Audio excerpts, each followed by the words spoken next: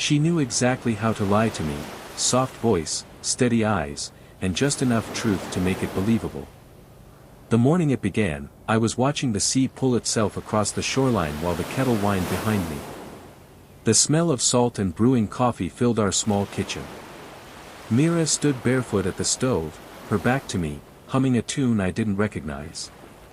She wore my gray hoodie again, hood down, sleeves pushed up, as if it were armor against the early October chill. The world looked like it always did. Safe. Familiar. "You're up early," I said, pouring water into the French press. She didn't flinch. Didn't even glance back. Couldn't sleep. Had one of those dreams where you're late, but you don't know for what. Her voice sounded normal. Tired, maybe. But nothing out of place. Still, something about that hum sat wrong in my chest. Mira didn't hum, not like that. She sang, sometimes, especially when she cooked, but not vague, eerie melodies with no words. I pressed the plunger slowly, watching the dark swirl settle into calm. "You dreamt about school?" "I think so. It's probably just the start of the semester jitters." Mira had been teaching literature at Carteret Community College for almost a decade. She could quote Shakespeare backward, but the thing that always got her students was how human she was about it. She made the old words feel like they belonged to real people, not statues in textbooks.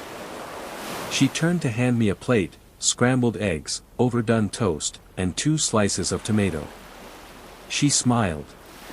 Her hair was wet from the shower, and she smelled like rosemary shampoo and peppermint face cream. It should have felt like a normal morning. But there was something different in the way she kissed my cheek. A delay, a breath too long, like she was calculating something mid-motion. I let it go. Because when you love someone for 17 years, your brain learns to justify silence, to patch holes with hope. And maybe I was just tired. We ate quietly. Outside, gulls cried, and the sea kept pulling and letting go. Mira spoke about her class schedule, a new adjunct professor she hadn't met yet, a student who emailed her at 2 a.m. about a missed quiz. I watched the light dance across her cheekbones as she talked. Then I saw it, the necklace. A silver chain with a small amber stone I'd never seen before. Delicate, simple, and elegant. Exactly her taste. But not mine. Not something I would have given her. "Is that new?" I asked, nodding toward her collarbone. She paused just half a second. "This? No. Found it cleaning out Mom's attic a couple weeks ago. I think it was Grandma's." She touched it gently, almost reverently, then shrugged. "Thought it was pretty." "It is," I said. And it was. But I knew most of what was in her mom's attic. We'd boxed it up together last year after her father passed. She hadn't mentioned going back since. Still, I smiled. Told myself not to read into things. Not every new piece of jewelry was a clue. Not every long pause meant something more. She left shortly after. The front door clicked softly behind her. I stood in the living room, looking out at the dock behind our house. The wind carried the smell of salt and something faintly metallic. The kind of scent you notice just before a storm. I didn't know yet that a storm was already coming. That day passed like any other.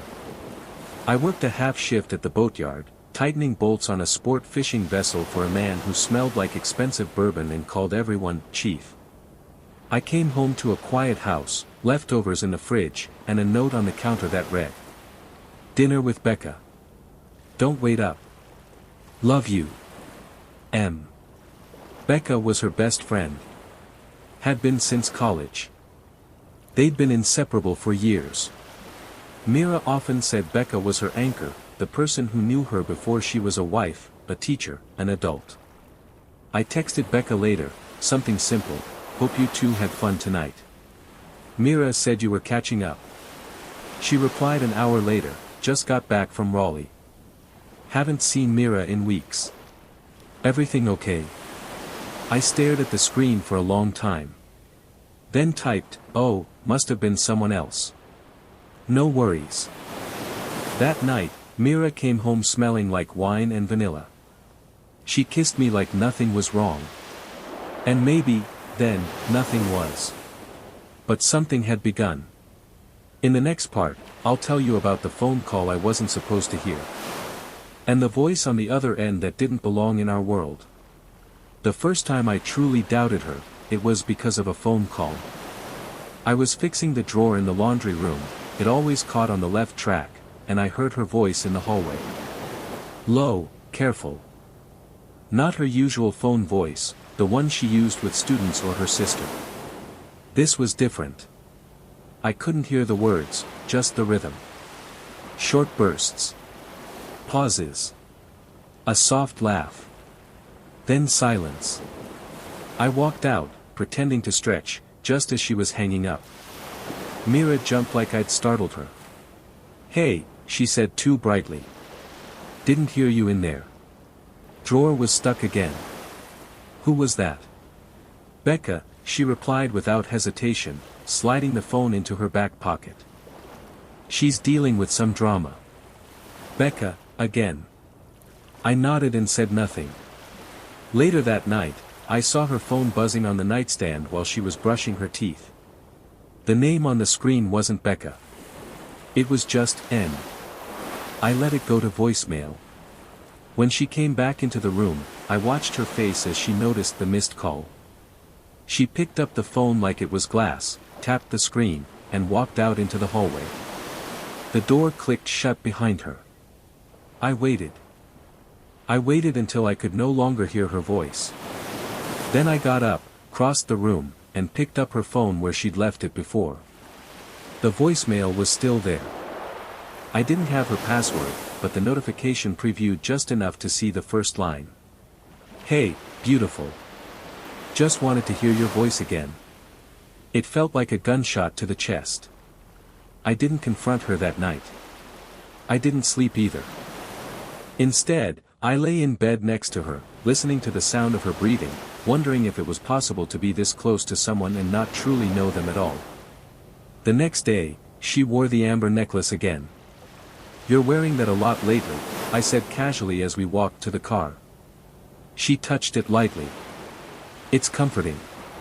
Makes me think of my grandmother." That night, I checked the attic. Every box we'd packed from her mother's house was exactly where we'd left it. I opened the one marked jewelry. No amber necklace. Nothing even close. She had lied. Not just shaded the truth. Lied. And I didn't know why. I started to notice how many of her stories didn't line up anymore. Faculty meetings that ran late, when her car wasn't even parked at the college. Books she claimed to buy for class that never showed up in her office. Conversations she referenced that other people didn't remember. And always, her phone, silent, guarded, face down, like a mirror turned away from the truth. One afternoon, while she was in the shower, I checked the glove compartment of her car. I wasn't proud of it. But I had to know. There, folded inside an old receipt, was a parking stub for the Mariner Hotel, dated 2 Thursdays ago. The same day she said she'd had back-to-back lectures. I sat behind the wheel and stared at that piece of paper like it might explain everything. But all it did was burn a hole through the parts of me that still trusted her. That night, I asked, "How was your Thursday again? You said you had a long day at school, right?" She didn't even flinch. "Yeah. 2 classes back-to-back." "Why?" "No reason," I said. "Just thought I saw your car near the beach when I drove through on a job." She tilted her head. "Must have been someone else. I didn't go near the beach." She didn't lie poorly. She lied like someone who'd practiced. That terrified me more than the lie itself. The sea was rough that weekend. Wind swept the docks and scattered the leaves across our lawn. I sat out on the porch with a beer and a notebook. A real one. Pen and paper. I made a list. Not because I was keeping score, but because I needed to understand if the problem was in her, or in my head. Amber necklace, origin story changed. Phone call from Pen. Voicemail, hey, beautiful. Hotel parking stub, Mariner Hotel. Becca didn't see her that night. GPS, inconsistencies on Tuesdays and Thursdays. Every item felt like another nail. And still, I hadn't said a word. I kissed her goodnight. I brought her coffee in the mornings. But I had started to listen differently. To the pauses. To the things she didn't say. And most of all, to the way she had started calling me love again, like she was trying to remind me of something I hadn't asked to forget. I didn't know it yet, but I was already grieving. Not for the woman beside me, but for the woman I thought I had married. I don't know exactly when I crossed that line, from loving husband to quiet investigator, but once you're on that path, you can't walk it backward. After the hotel receipt and the voicemail from Penn, I couldn't pretend anymore. Something was wrong. Mira was lying to me. And it wasn't about a necklace or a dinner plan. It was about time. Where she spent it. Who she spent it with. And why she couldn't look me in the eye anymore. The next time she said she had a late faculty meeting, I didn't ask questions. I kissed her on the forehead, told her to drive safe, and watched from the window as she pulled out of the driveway. Then I followed her. I'd never done anything like that in my life. My hands shook on the wheel. My heart pounded like I was about to commit a crime.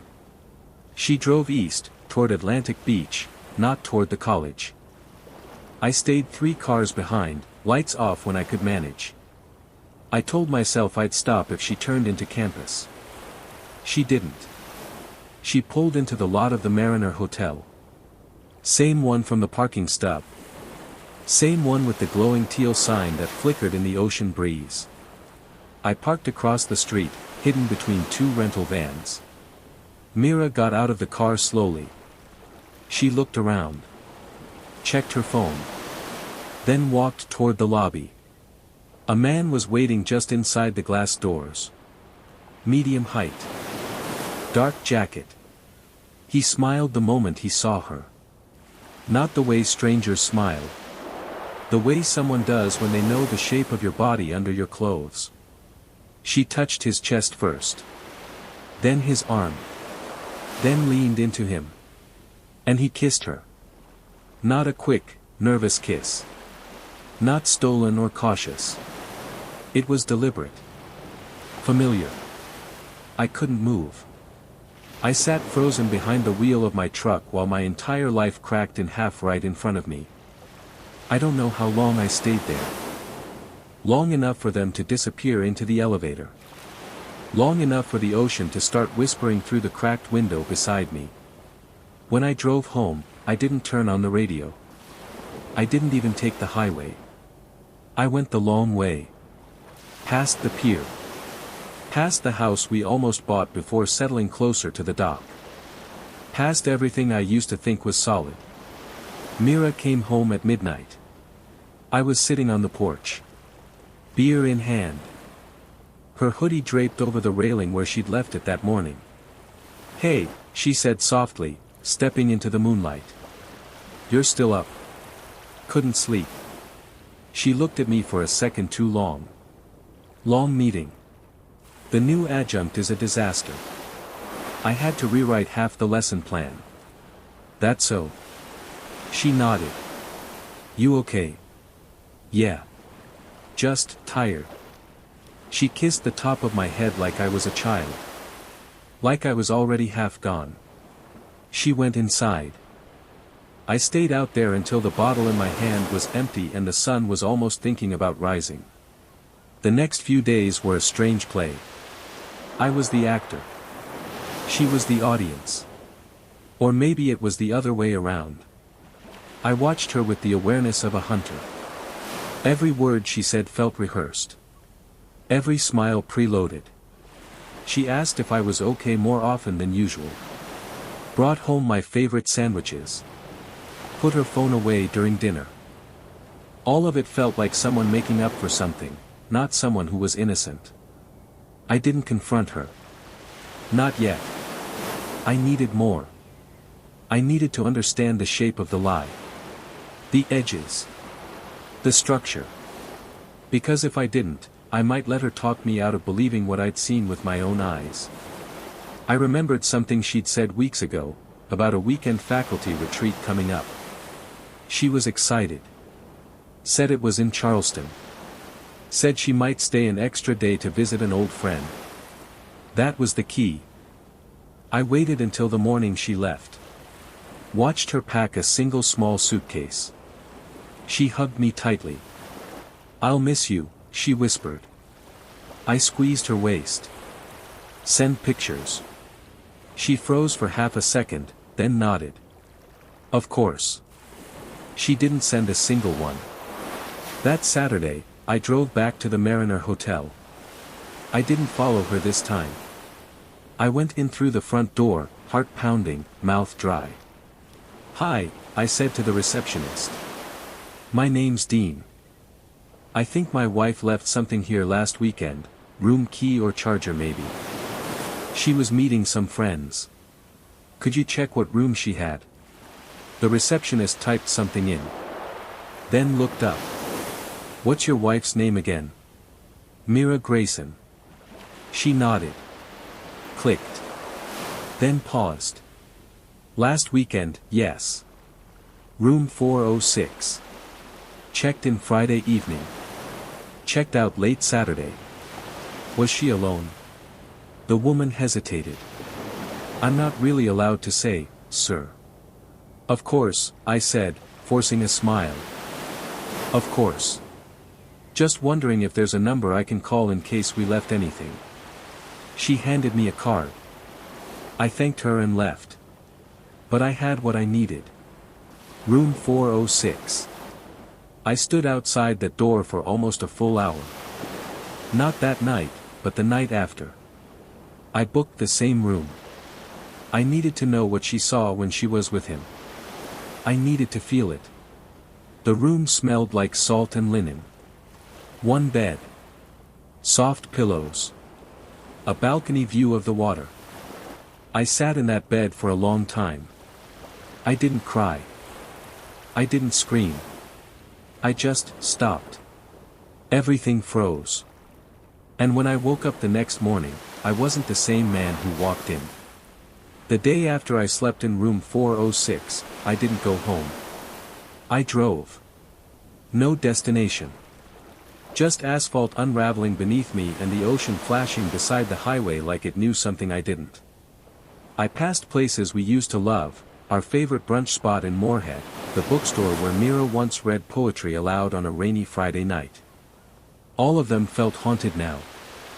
Like memories left in a house someone else lived in. I pulled over eventually, near an abandoned dock. Got out. Let the wind hit me. I didn't cry. I couldn't. It was like the part of me that felt anything was buried under concrete. Then my phone buzzed. "Mira, made it to Charleston. Long drive. Just settling in. Love you, Red Heart." It made me sick. I turned the phone off. Not silent. Off. When I returned home the next day, she was already back. The house smelled like eucalyptus and lemon candles, her post-trip ritual.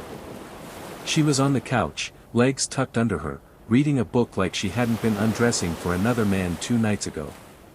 She looked up and smiled. "Hey, stranger. Miss me?" I kissed her forehead. "Always." And I meant it. Not because I missed her. But because I missed the version of her that never existed. For the next few days, I moved like a ghost. I went to work. I fixed things. I made dinner. I laughed when she made jokes. But inside, I was hollowed out. Every touch from her made my skin ache. Every shared glance felt like a performance. But I waited. Because there's something worse than heartbreak. It's knowing someone thinks you're too stupid to notice. So I planned. One night, I brought up the idea of a getaway. Just us, I said. No work. No distractions. Like old times. Her eyes lit up. Where? Somewhere quiet. Remote. Maybe the mountains. Just to breathe for a bit. She nodded. Kissed me. Told me it was a great idea. That night, while she slept beside me, I opened her phone. I'd watched her enter the passcode enough times to memorize the swipe pattern. The texts were there. N. Nathan. Hundreds of messages. Some deleted, others not. I screenshotted everything. Transferred it to my laptop. Sent a backup to a private email account I'd made weeks ago. Then I found the pictures. Her in the hotel room. Her in the passenger seat of a car that wasn't mine. Her in lingerie I'd never seen her wear for me. I didn't rage. I didn't scream. I just closed the phone, wiped it clean of any trace I'd been there, and lay beside her until the sun came up. The next morning, I told her I'd booked the cabin. We'd leave next weekend. The place I found was perfect. A secluded Airbnb in the Blue Ridge. No cell signal. No neighbors. Just the two of us and silence thick enough to swallow secrets. Mira packed light.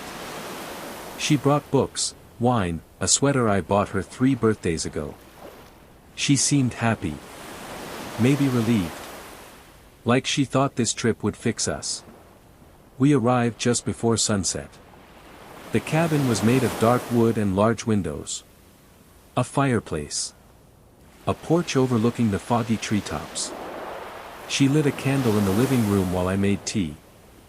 This is exactly what we needed, she said, wrapping her arms around my waist. I kissed her hair. Yeah.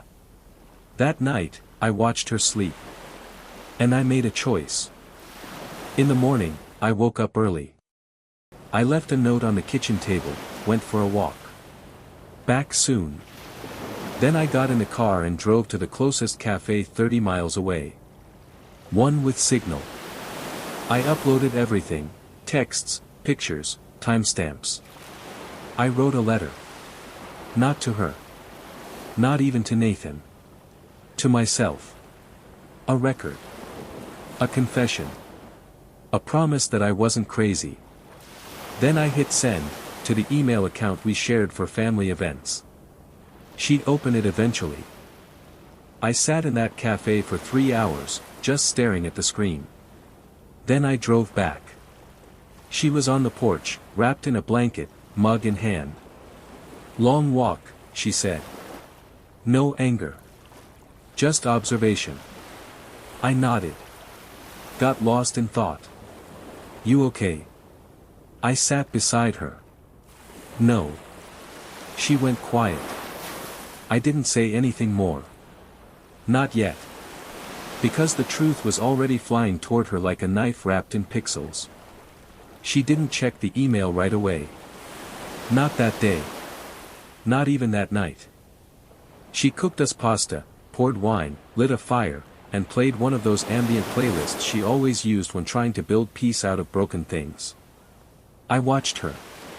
The way she moved through the kitchen, calm, confident, untouched. It made me wonder if guilt was just a switch some people never had installed. She sat across from me on the rug by the fireplace, legs crossed under her like she used to sit in college. We clinked glasses. To us, she said, eyes steady. I almost laughed. Instead, I drank. It happened the next morning. I was on the porch again, sipping cold coffee, when I heard the screen door creak open. Her footsteps stopped behind me. Then the silence twisted. Dean. Just my name. No warmth. No question. I turned to see her holding her phone. Somehow, she'd gotten signal. Just enough. You went through my phone. It wasn't a question. I did. You sent everything to our shared email. To my family inbox. I nodded. You knew. For how long? Long enough to watch you lie to my face and still bring me coffee the next morning. She looked down, mouth tightening, nostrils flaring. I could see her choosing which version of herself to become. It wasn't supposed to be like this. But it was. You just didn't think I'd ever find out. Silence. Then she sat down in the chair beside me, still holding the phone. I wasn't trying to hurt you. You just didn't care if you did. She winced. No. That's not fair. Dean, we were drifting. 4 months. Maybe longer. You stopped seeing me. You started treating everything like routine. Like I was just part of the furniture. I took a long breath. The kind that burned going in. So instead of talking to me, you let someone else undress the problem. It wasn't like that. I looked at her. Then tell me what it was. She opened her mouth. Closed it. Stared at the treetops. He listened. He saw me. Those words hit harder than any photograph. Harder than the voicemail. Harder than watching her kiss someone else with the ease of repetition. I was right there, Mira. 17 years. You could have said something. Anything. But instead, you played pretend. Because I didn't want to lose you. I laughed then. For real this time. A sharp, bitter sound that startled even me. You didn't want to lose me, so you slept with someone else.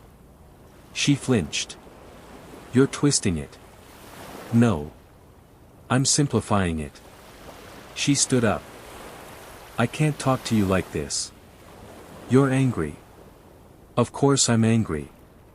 You built a second life behind my back. I didn't mean for it to go this far. I stood too. Looked her in the eyes. But it did. She didn't reply. Just turned and went inside. Left the door open. Let the cold morning air drift in after her. I stayed on that porch for another hour. Then I packed my bag. Left the tea kettle on the stove, the notes still on the table, and the woman who used to be my world sitting cross-legged in a cabin full of echoes. I drove home alone. She didn't call. Not that day. Not the next. But when she did, when she finally sent a message 3 days later, it said just 3 words. Can we talk? I stared at it for a long time. Then turned off my phone again. Because sometimes, the most deafening truth isn't what's said. It's what no longer needs to be. The day the papers arrived, I didn't feel triumph. I felt still. Not peace. Not rage. Just stillness, the kind you feel at sea when the wind dies and even the gulls fall silent. I signed them with a pen I found at the bottom of the junk drawer. Her name. My name. Lines and lines of legal language that boiled down to this. We were done. Mira hadn't contested anything. Not the house. Not the accounts. Not even the dog, though we never got one. It surprised me how quiet it all ended. Like a breath exhaled after years of holding it. I didn't tell anyone for a week. Not my brother. Not my coworkers. Not even Becca, who had called twice since everything broke. I let it all ring out. I wasn't ready to perform the story. Not yet. Instead, I packed a bag. Booked a small Airbnb cottage 2 hours up the coast. Brought a notebook, 3 shirts, and a bottle of the rye Mira had once gifted me for an anniversary she later forgot. I sat on the porch of that cottage for 3 days, watching the tide roll in and out, scribbling thoughts that didn't go anywhere. On the 3rd night, I finally wrote it. The truth. Not the facts. Not the affair. But my truth. That I had ignored things long before she hid them. That I'd started to disappear in our marriage just as quietly as she had. That maybe love doesn't die in a fire, but drowns slowly, in silence, in routine, in never speaking the things that matter. She texted me once more. "Mira, I'm sorry. Truly. I'll carry this forever." I didn't reply. Not because I hated her. But because she no longer knew the man I was. And I didn't want to introduce her. A week later, I saw her by accident. At the farmer's market downtown, both of us holding tomatoes. I froze. She looked older. Not in a cruel way. Just worn at the edges. She smiled. Weakly. Like she wasn't sure she was allowed to. "Hey, Dean." "Hey." Silence stretched. People passed around us. "You look well," she said. "Thanks. You too." I meant it.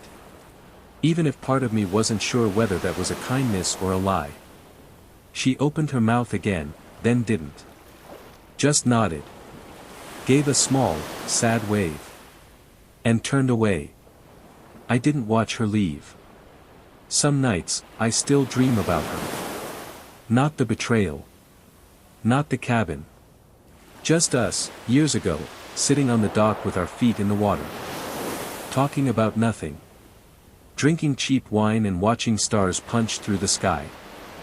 In those dreams, we are younger. We are better. We are still possible.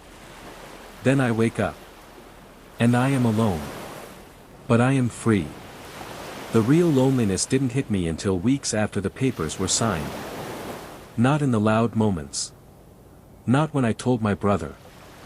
Not when I went through the motions of canceling our streaming subscriptions or deleting the anniversary reminders from my calendar. It hit one evening when I found her old tea mug, cracked handle, faded floral pattern, sitting behind the microwave.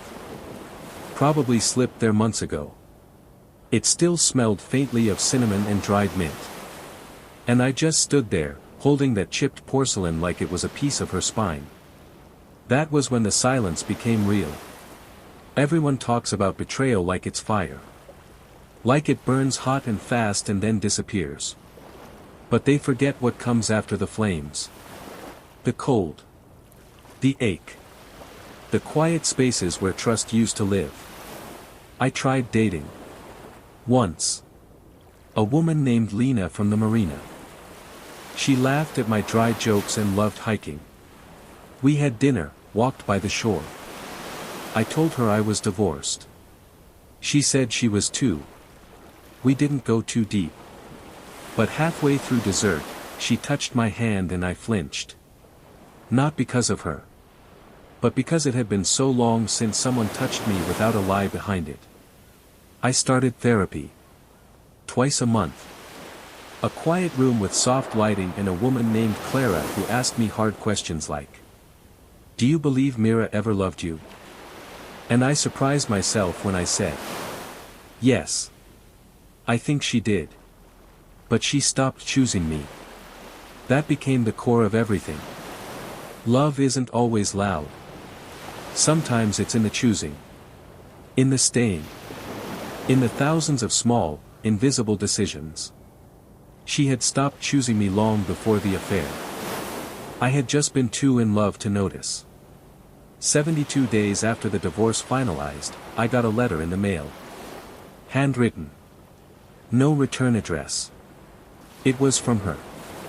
Not an apology. Not a plea. Just memories. How she still remembered our trip to New Orleans. How she never deleted the video of us dancing barefoot in the kitchen. How, sometimes, she woke up thinking she heard my laugh. The letter ended like this. "I'm not asking for anything. I know I lost the right.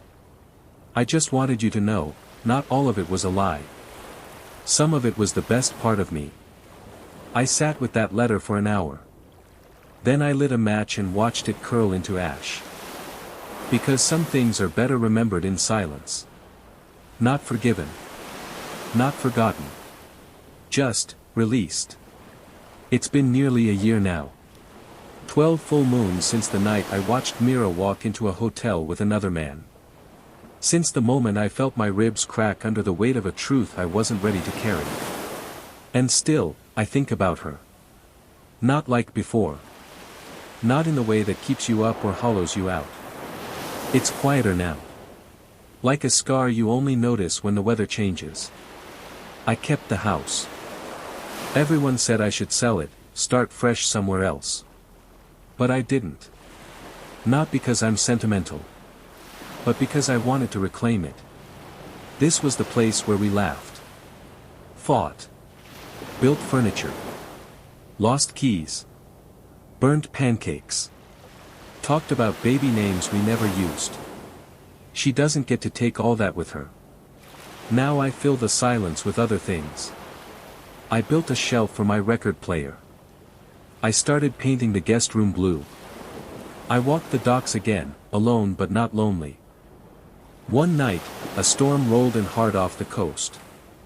I stood outside, let the rain soak my shirt, let the thunder drown out the thoughts. And for the first time in months, I felt clean. Not healed. Not fixed. But clean. Sometimes, late at night, I wonder where she is. If she stayed with him. If she still wears that amber necklace. If she ever thinks of me when the wind rattles the windows just right. But those thoughts don't own me anymore. They come and go, like passing ships. And I let them pass. This morning, I stood on the porch, mug in hand, watching the gulls swirl over the tide. And I realized something. She knew how to lie to me. But I know how to live without her. And for the first time, that feels like enough.